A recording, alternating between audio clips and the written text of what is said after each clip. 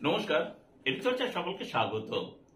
এখন আমি আলোচনা করব যে সমস্ত এসএসকেএমএসকে শিক্ষক বা একাডেমিক সুপারভাইজারগণ রিটায়ারমেন্টের আগেই দুর্ভাগ্যবশত মারা গেছেন, তাদের পরিবারগণ কিভাবে টার্মিনাল বেনিফিট পাবেন, অথবা এই টার্মিনাল বেনিফিট পাওয়া নিয়ে মিশনেরই বা কি আইন বা রুল রয়েছে।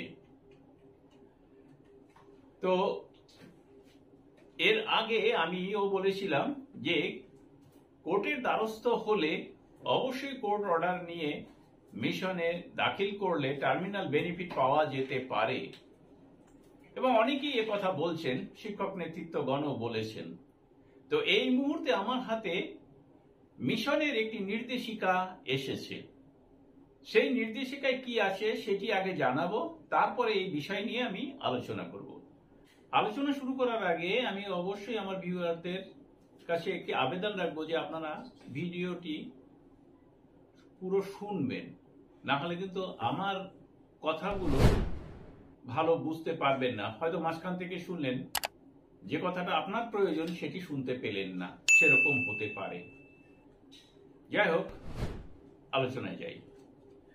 এই যে আপনারা স্ক্রিনে নোটিফিকেশনটি দেখতে পাচ্ছেন, 19/6/2017 এই নোটিশটি পাঠানো হয়েছে মিশন ডিরেক্টর মাননীয় স্বাতী বন্দ্যোপাধ্যায়ের পক্ষ থেকে সমস্ত জেলা পরিষদে এবং শিলিগুড়ি মহকুমা পরিষদে জিটিএতেও পাঠানো হয়েছে। এর বিষয় হচ্ছে payment of terminal benefit to সহায়ক সহায়িকা, সম্প্রসারক সম্প্রসারিকাস and academic supervisors on attaining the age of 65 years. অর্থাৎ 65 বছর বয়স ছুঁয়ে ফেললে বা রিটায়ার করলে সম্প্রসারক সম্প্রসারিকা, সহায়ক সহায়িকা এবং একাডেমিক সুপারভাইজারগণ টার্মিনাল বেনিফিটের যে পেমেন্ট পাবেন সেটি, অর্থাৎ সেই বিষয়ে এখানে বলা হয়েছে। সমস্ত নোটিশে কি বলা হয়েছে শুনুন। Sir, it is noticed that the districts are not clear about the admissibility for terminal benefit to Sahayak Sahayika, Samprasharak Samprasarikas and academic supervisors on attaining the age of 65 years. এটা দেখা যাচ্ছে যে জেলাগুলি এই সহায়ক সহায়িকা, একাডেমিক সুপারভাইজার এবং সম্প্রসারক সম্প্রসারিকাগণ 65 বছর পূর্ণ করলে তাদের টার্মিনাল বেনিফিট পাওয়ার গ্রহণযোগ্যতা কি সে বিষয়ে তারা পরিষ্কার নন। The following points will be kept in mind while sending the list of admissible সহায়ক সহায়িকাস, সম্প্রসারক সম্প্রসারিকাস and academic supervisors for terminal benefit। অর্থাৎ নিচের যে পয়েন্টগুলো রয়েছে সেই পয়েন্টগুলো দেখে জেলাগুলি যেন রাজ্যে টার্মিনাল বেনিফিট কারা পাবেন না সেটা অবশ্যই লিস্ট তৈরি করে পাঠান। দেখুন, 1 নম্বরে বলা রয়েছে যে must have serve 10 years continuous service. তাহলে 3 ক্ষেত্রেই প্রত্যেকেরই বিরতিহীন 10 বছরের চাকরি হতে হবে। এরপরে 2 নম্বরে বলছে those who have retired on attaining the age of 65 years of service on or after November 2013 are admissible for terminal benefit। অর্থাৎ যারা 2013 নভেম্বরের অথবা তার পরে 65 বছর কমপ্লিট করেছেন তারা কিন্তু এই টার্মিনাল বেনিফিট পাবেন। সহায়ক সহায়িকা, সম্প্রসারক সম্প্রসারিকাস and academic supervisors who have served 10 years of service but died before attaining the age of 65 years are admissible for terminal benefit। দেখুন, 3 নম্বরের ক্ষেত্রে ভীষণ গুরুত্বপূর্ণ। যারা 65 বছর পূর্ণ করতে পারেননি কিন্তু তার আগে মারা গেছেন, অথচ কন্টিনিউ করেছেন 10 বছর চাকরি, কমপক্ষে 10 বছর চাকরি করেছেন লাগাতার, অর্থাৎ অবিরত, সেক্ষেত্রে কিন্তু তিনি টার্মিনাল বেনিফিট পাওয়ার যোগ্য। 4 নম্বরে বলছে যে সহায়ক সহায়িকা, সম্প্রসারক সম্প্রসারিকাস and academic supervisors who have resigned before before completing 10 years of service or attaining the age of 65 years are not admissible for terminal benefit. অর্থাৎ সম্প্রসারক সম্প্রসারিকা বা সহায়ক সহায়িকা বা একাডেমিক সুপারভাইজারগণ 10 বছর চাকরি পূর্ণ হওয়ার আগে যদি চাকরি ছেড়ে দেন বা বরখাস্ত হন তাহলে কিন্তু টার্মিনাল বেনিফিট পাবেন না। এখানে মৃত্যুর কথাটি কিন্তু বলা নেই। আর 5 নম্বরে বলা আছে যে সহায়ক সহায়িকা সম্প্রসারক সম্প্রসারিকাস and academic supervisors who have retired on attaining the age of 65 years but did not complete 10 years of service are not admissible for terminal benefit. অর্থাৎ 65 বছর পূর্ণ করেছেন কিন্তু তিনি 10 বছর কন্টিনিউ চাকরি করতে পারেননি বা করেননি, কারোর 8 বছর হয়েছে, কারোর 9 বছর হয়েছে, কারোর 5 বছর হয়েছে। কারণ সেই সময় তো 50 বছর বয়সেও নিযুক্ত হয়েছেন কেউ কেউ, বা 55 বছর বয়সেও নিযুক্ত হয়েছেন, বা তারপরে 60 বছরের কাছাকাছিতেও নিযুক্ত হয়েছেন। তাদের 10 বছর কিন্তু চাকরি হয়নি, তারাও কিন্তু এই টার্মিনাল বেনিফিটের আওতায় আসবেন না। এখানে yours faithfully মিশন ডিরেক্টর। তাহলে আপনারা এই যে নির্দেশিকাটি এটি শুনলেন, এবার আমি আলোচনায় যাই। দেখুন, মূল আলোচনা হচ্ছে যে মৃত্যু। কারুর যদি অবিরাম 10 বছর সার্ভিস হয়ে থাকে এবং 65 বছর বা 60 বছর পূর্ণ হওয়ার আগেই তিনি মারা গেছেন, তার পরিবারেরা কিন্তু এই নির্দেশিকা অনুযায়ী টার্মিনাল বেনিফিট পাওয়ার যোগ্য।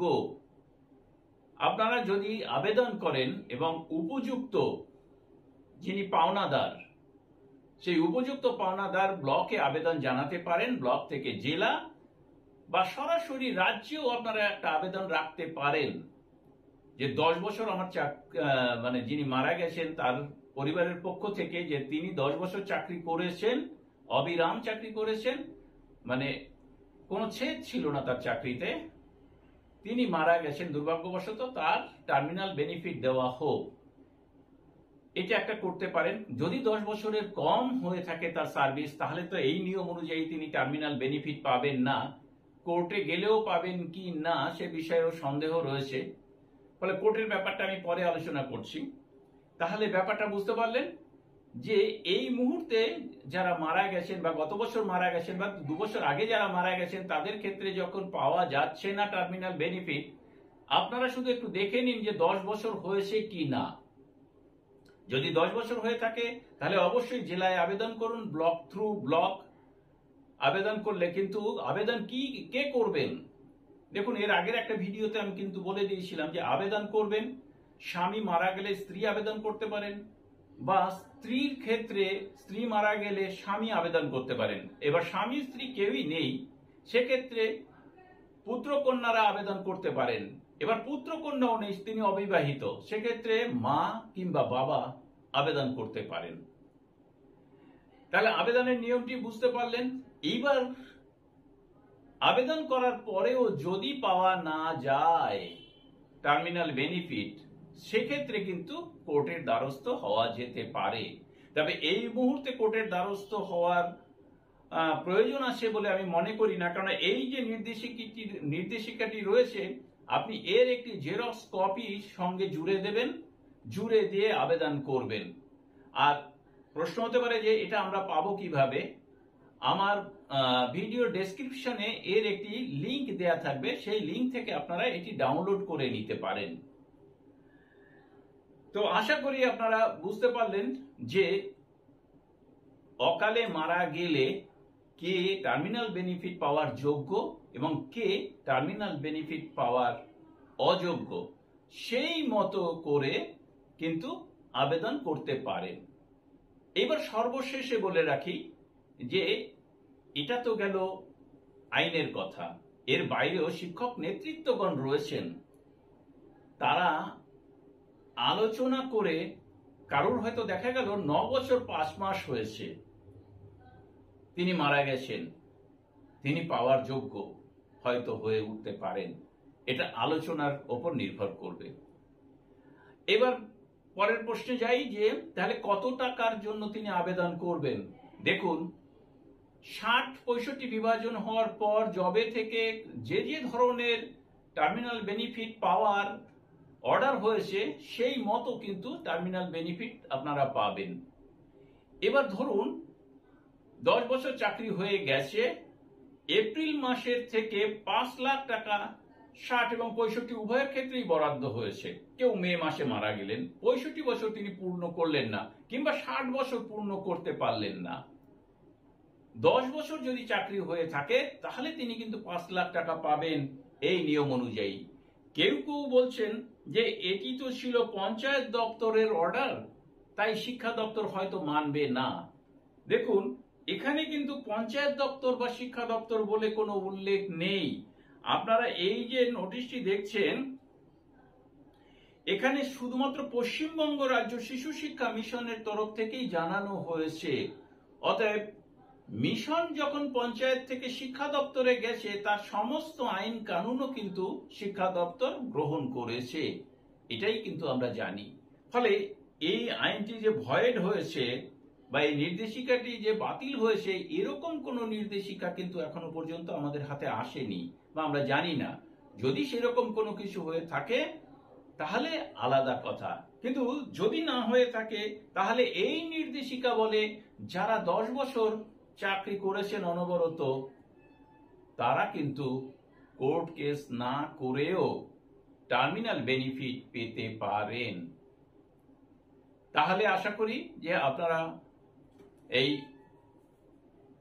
অকালে মৃত্যু নিয়ে টার্মিনাল বেনিফিট কিভাবে পাওয়া যেতে পারে সেই বিষয়ে বুঝতে পারলেন।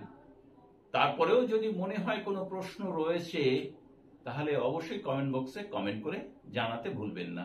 তো সকলকে ধন্যবাদ জানিয়ে শেষ করছি। ভালো থাকবেন, সুস্থ থাকবেন।